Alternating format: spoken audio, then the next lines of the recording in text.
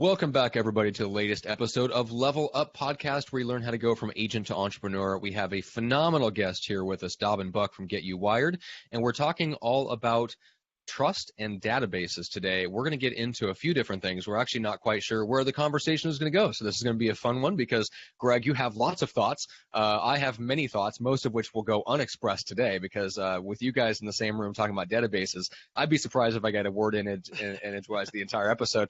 But anyway, first of all, Greg, officially welcome. How's it going? Hey, I'm glad to be here. I just got home from Miami from a Century 21 leadership event, and kind of pumped up, excited to get back to work, and more than excited to hang out with Dobbin and you today about databases. You're right, that is one of my favorite subjects. I know. And Dobbin, welcome back officially. I know it's been a while since we had you on the podcast. So for those that maybe missed that initial episode, kind of catch us up a little bit, share a little bit on just a brief overview, who you are, where you are, and what you guys do at GetUWired. Sure. I'm Dobbin Buck, co-owner of GetUWired Web Services. We are a full-service web marketing agency located in the backwoods of North Georgia. Our headquarters is a big log cabin, about a 6,000 square foot log cabin. We have around 40 full-time employees here in rural North Georgia. And we provide marketing services to a broad swath of different verticals. And for years and years, we've been working with top producers in the real estate world. I think Greg and I have been working together for nearly 6 years, possibly even more. It's been a long time. And we just have a really, really beautiful thing and beautiful culture here. And it's great to be here. I'm really excited. This is a absolutely incredible week. I get to be on this podcast. And on Thursday, I'm having a whole truckload full of trout delivered from Tennessee to my backyard, to my river. So I'm obsessed with fly fishing. So I couldn't be more happy this week. That's awesome. I want to add one thing too, Matt, to put things in perspective for those that know that I've done, a lot of Infusionsoft work and campaigns and email marketing and whatnot. For those of you that don't know, Dobbin was involved, and I partnered with Dobbin in the early years of formulating ideas on how to do marketing via email. And I remember being in the cabin that he's sitting in right now in Dahlonega, and starting off in a small office, and we started taking sticky notes and putting it on a wall. And then that led to him coming to Myrtle Beach and getting in a much bigger room. And we had sticky notes throughout, basically like whiteboard with sticky notes, writing out every single touch that we were going to put in a campaign on multiple campaigns, and some of those campaigns were as much as 4 and 5 years long. So you could see it practically wrapped around 4 walls of the entire room. So I mention that because Dobbin and I kind of did this together. I have no idea what Infusionsoft and coding and programming's like, but I do feel comfortable in the real estate conversation.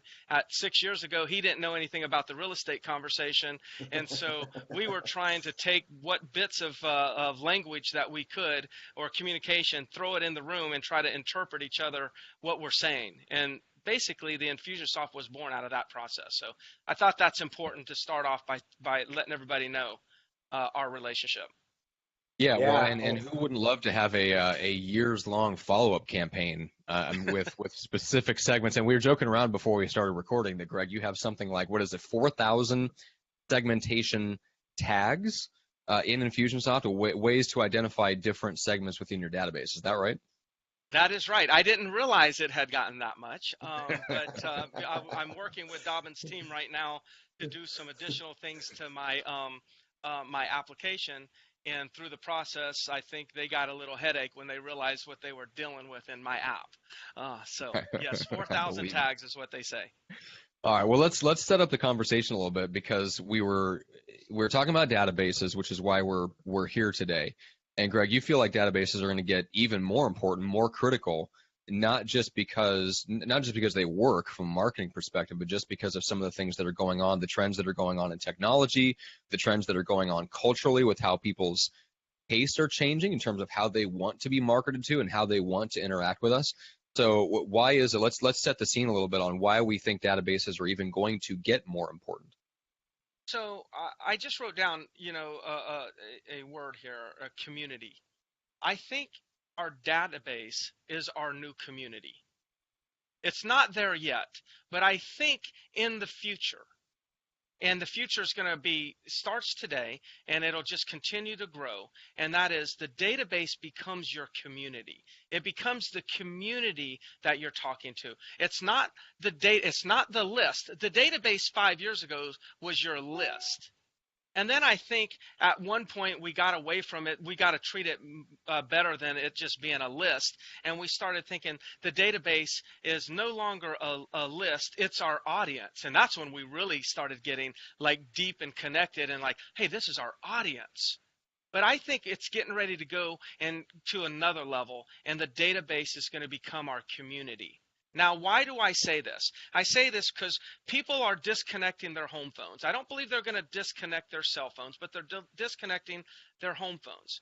But what they are doing on cell phones is they're not picking up the phone unless they identify a telephone number now in cell phones, and they're letting it go directly to voicemail. And then they'll check it later, or they'll get a transcribed notification of who it was or whatnot.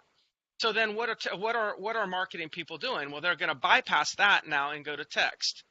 Well, then at some point it becomes more and more annoying where it gets oversaturated and people kind of like now they got to figure out how to like keep out all text with the exceptions of their trusted friends and family members. So there'll probably be some way to block everybody with the exception of the people that are already in your contacts list. I think this thing continues to evolve like that, right?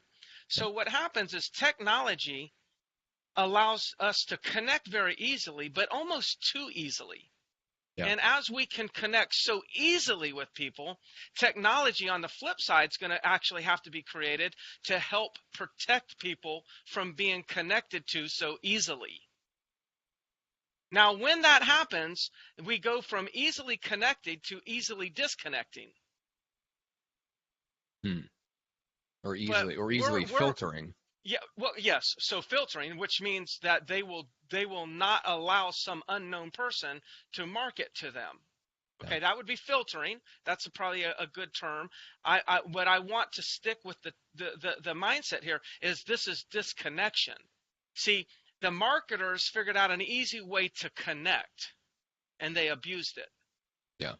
Now the consumer is gonna the consumer these days is always in charge. The consumer is going to find an easy way to disconnect. Yeah. So then it comes back to all these years, whether it's in the past or the next couple of years. I believe if you're not building a database and you're not growing your database and you're not communicating and goodwill and really having an impact on that database, you could be locked out of the deal. Because I think as consumers start to figure out how to easily filter or disconnect from us, we're going to be left with those that trust us.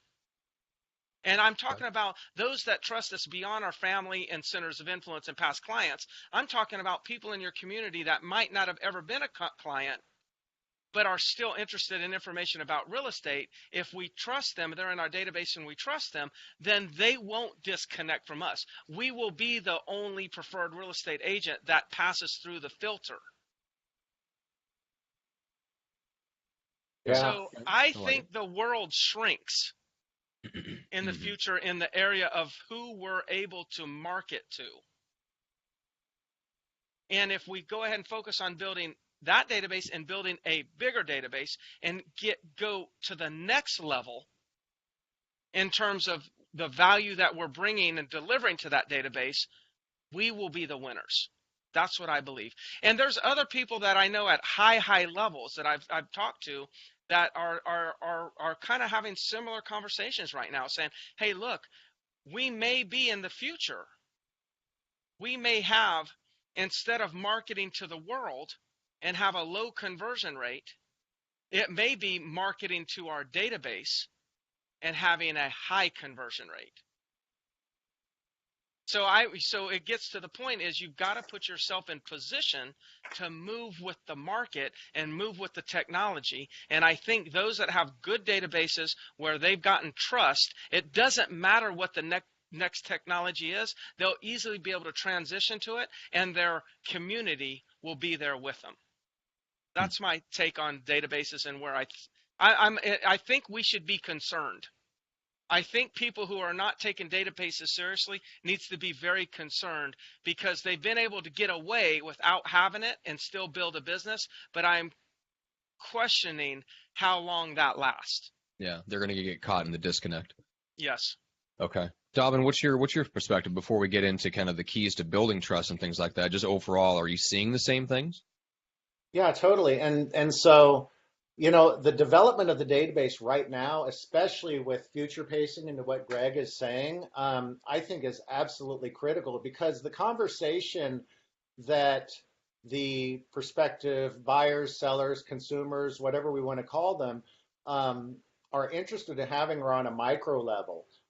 They're very specific to their interests, their localities, their specific neighborhoods. And I know Greg with his community domination program really focuses on smaller niche markets within markets.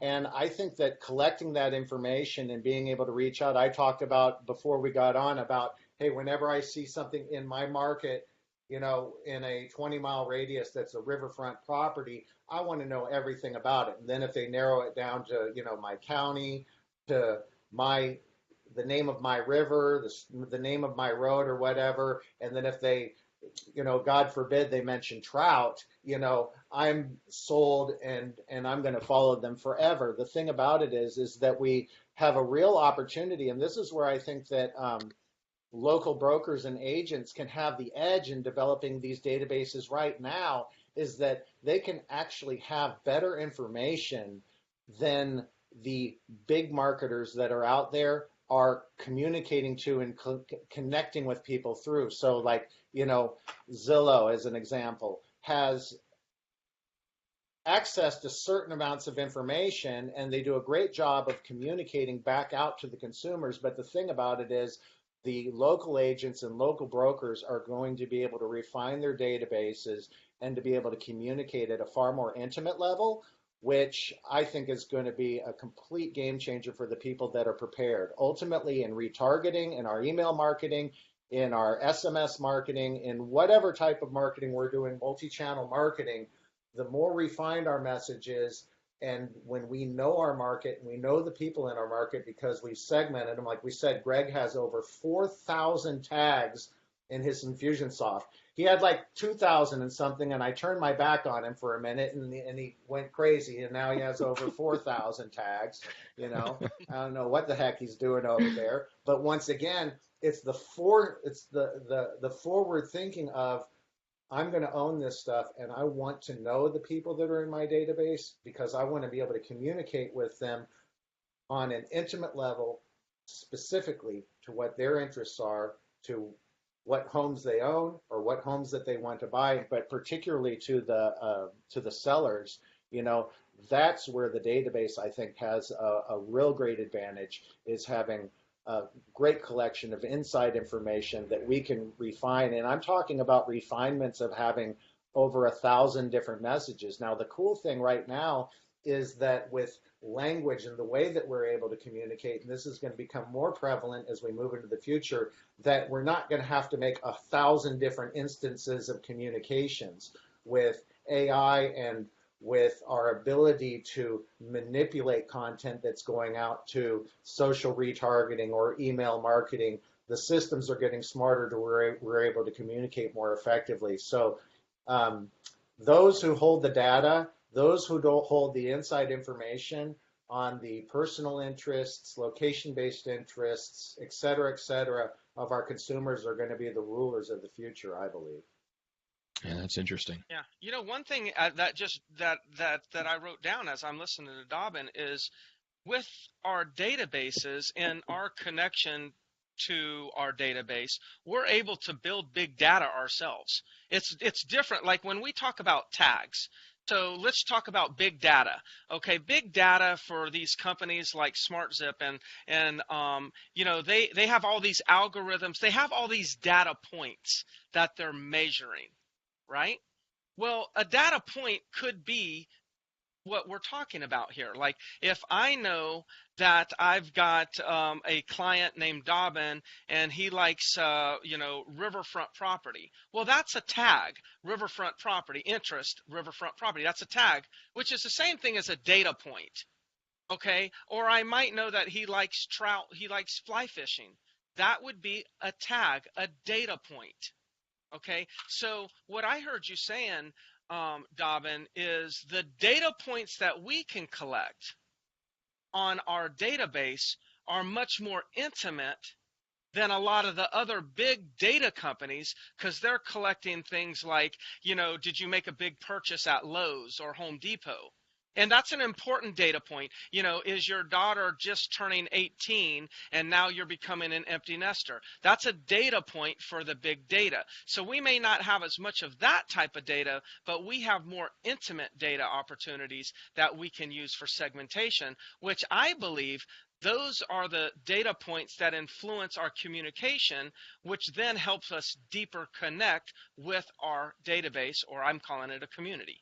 Help us deeper connect with them when we're using intimate data points to converse with them versus these data points like the daughter just graduated.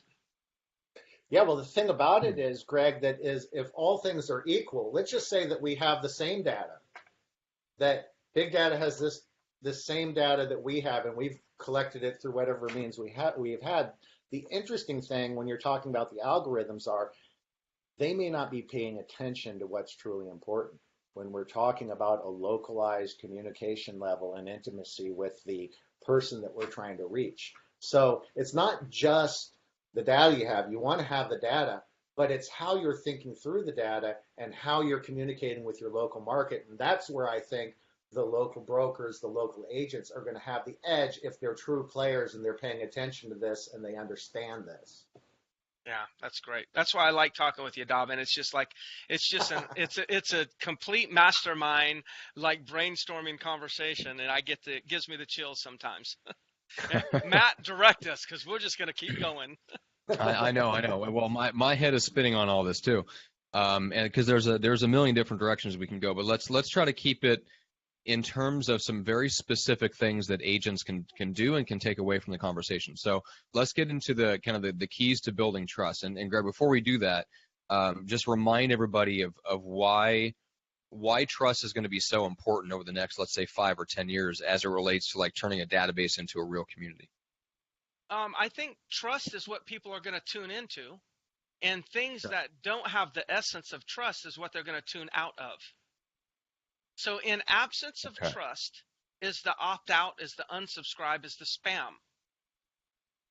When trust is present, remember, people are in so many databases, but they don't feel like they're in a community. Mm-hmm. So I think people are going to opt out of databases that they feel like they're just one person in a database getting some general, recipe card or turn the clock back. Yeah. They're opting out. They're done with that. If they're not done with that, it's just because they haven't figured out how to go down to the bottom and hit unsubscribe. They are done mentally. It's just they may not know physically how to unsubscribe. They're out of there. Okay. So then it's who's going to be left over? Who's going to be what database is going to win their attention? And that's going to be the database where the manager of that database is treating them like they're part of the tribe, part of the community. And that's through trust. Okay.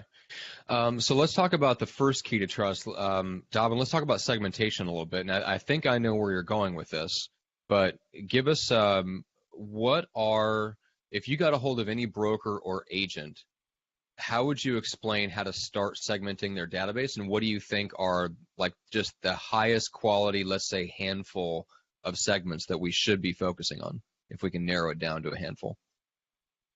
Sure. So in communications, relevant data is my on and off switch as a consumer. So I actually like getting real estate based marketing information when it's relevant to me. So there's a lot of things I haven't turned off. Now, someone that's constantly reaching out to me telling me how great they are, if it doesn't have anything relevant to my interests, I have no interest in that. So the some of the basics are, let's take a look at with tagging, so location-based tagging. And Greg has a ton of this. So if we can start at, let's just say, we have the state level, we have our county level, we have our city level, we have our inner city market level, and then we have our master plan subdivision community level. And then beyond that, we have our proximity to specific schools. Up here in North Georgia, there's specific rivers. It might be the Chestatee River, it might be the Etowah River, Lake Lanier, waterfront, important geographic anomalies and waterfronts are going to be really specific things. There might be an area of a mountain, or there might be a part of town, a golf course or whatever. I would want to narrow down and to be able to niche out my my segmentation by basically every possible interest that I could. Now, that doesn't mean that in this segmentation I'm going to narrow it down to 3 versus 4 bedroom or some internal house type of segmentation structures. That should be in there. We should have that in the search data. But ultimately, really what we're looking at is the the area, quality of life, level of investment, that sort of thing that we're going to go with the emotional connection to people. People aren't emotionally connected to a 2-bedroom versus a 4-bedroom. That's just technical aspects of the type of house they want, but people are emotionally connected to aspects of the trees, the neighborhood, the school that's just down the street, access to things that are important to them, the fact that they don't have to get on the highway in Atlanta, which makes you want to just do terrible things to yourself if you do it. It's someone came from LA a few weeks ago and told me, LA's got nothing on Atlanta. Whoa. But yeah. Wow. So anyway, I digress. But the thing about it is to find relative emotional triggers in the data to where we can communicate. Because ultimately, what's our goal at the end of the day? Our goal is to, first of all, in the marketing, and Greg taught me this a long time ago, is to build reliance on the broker or the agent as an authority in the things that are relevant to me. But also, the key is to really just, I'm losing track of myself here. I'm getting so excited about what's going through my head. I'm like losing it. So, but it's just really about having specific language that reaches us emotionally, staying in front of us, and then I'm going to be able to follow it. If I don't, I'm going to turn it off, and I'm going to turn it off relatively quickly. It doesn't take long for me to annoy me, and so as a consumer, and I know with sending out millions and millions of broadcasts a month here from the GetUWired headquarters for our different clients, I see a lot of trends across many verticals, and it's becoming more and more crucial. Well, I think I just came up with the most amazing drawing that describes all this. Greg's about to unleash his version of the cash flow quadrant. Okay. You see, I don't know if you can see this, but these are 2 targets. You see the dot that's dark, that's the bullseye. And this is the 2 areas we need to tag or segment. One is proximity and one is personal. On the outer ring would be state. What state are they in? And then 1 ring in from the out would be county. And then 1 more ring in closer would be community. And then 1 more closer would be street. The closer you get to the center, then that's when you're hitting your target. On a personal, an example would be, are they a buyer or seller? Are they an owner of property? Would be another ring. And then, what's their hobby? Do they like tennis? And do they have a dog? And what's their dog's name? And do they have any kids? And what are their kids' names? So in other words, the closer, you notice each one of these, I got closer to them. When I went on the outer ring, I'm tagging them as what state they live in, South Carolina. Who gives a damn? A lot of people fall in that category. But then I go county, as Dobbin said. Then I go city. Okay, now you're getting a little bit more closer to me. But then I go community name. And in the email that I send you, I actually mention the community name. Now all of a sudden I got your attention. But then I mention your street. All of a sudden you're like, man, Dobbin knows, wow, he knows a lot. And then at the same time, instead of like treating you like a buyer, that's the outer ring, everyone's doing that. Well, what if you're a buyer or an owner? You got a hobby like tennis, or you have a dog and the dog's name and the kids and the kids' names. See, when I get to the dog's name and the kids' names, and I start communicating those things, dripping that stuff in somehow in my marketing, I am going to gain trust because I'm going to gain their attention. So the outer, these are all tags, but the closer we can get to the center, and by the way, the center is them.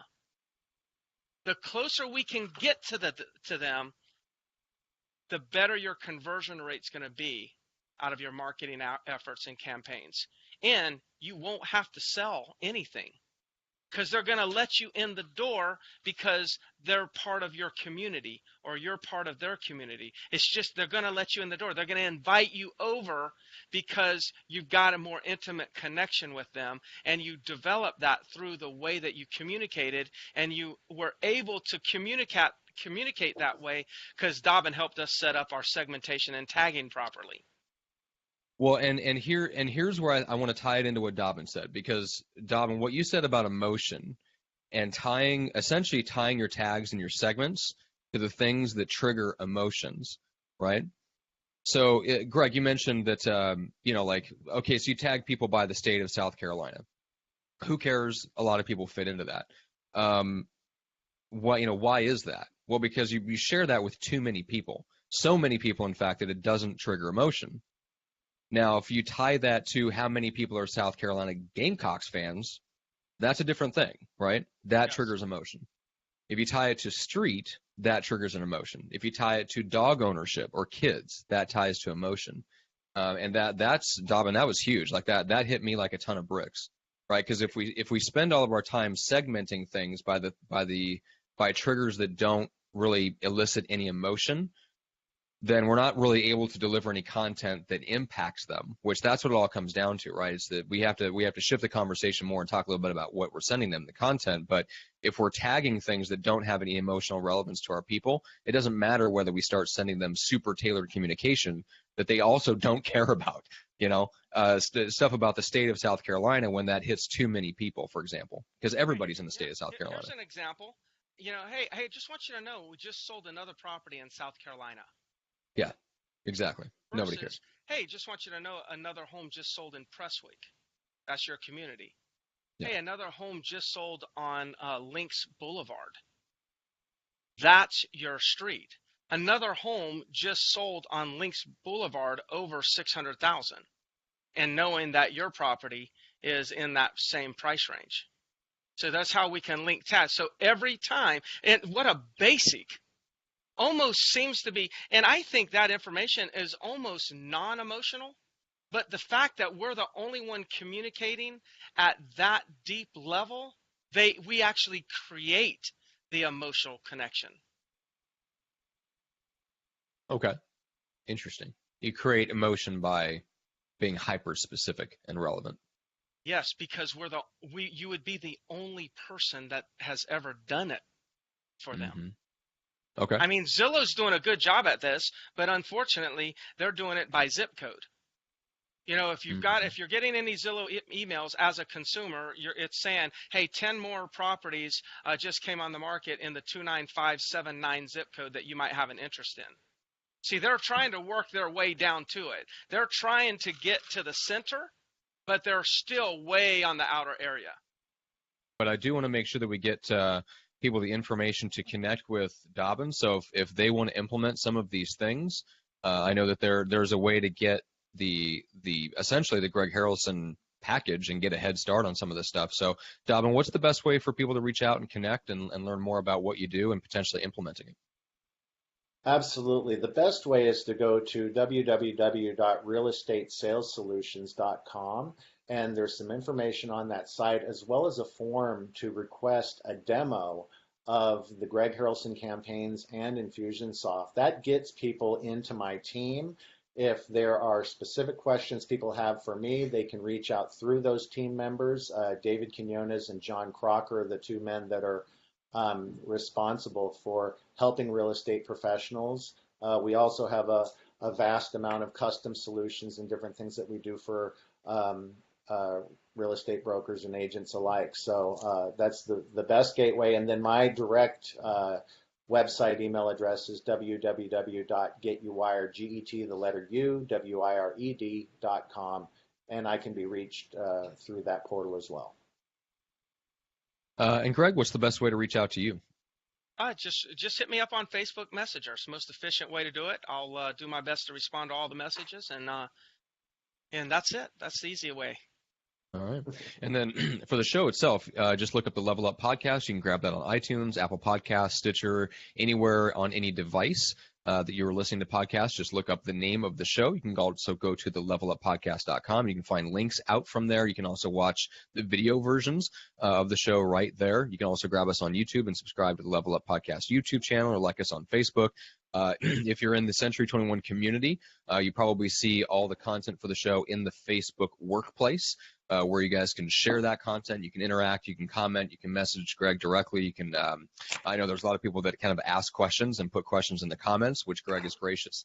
Go back and check those comments and respond to people every time we do a show. So, Greg, I just wanted to say that I appreciate that, and everybody, You've made yourself very, very available. So if anybody has follow-up questions, which I know they will off of an episode like we've done, this series on database and trust, they're going to have a lot of questions. Just reach out, put in the comments, message you directly, because we're happy to help, and you've been very good about making yourself available to help. So with that being said, anything, Greg, that you want to leave people with on the subject of databases and trust?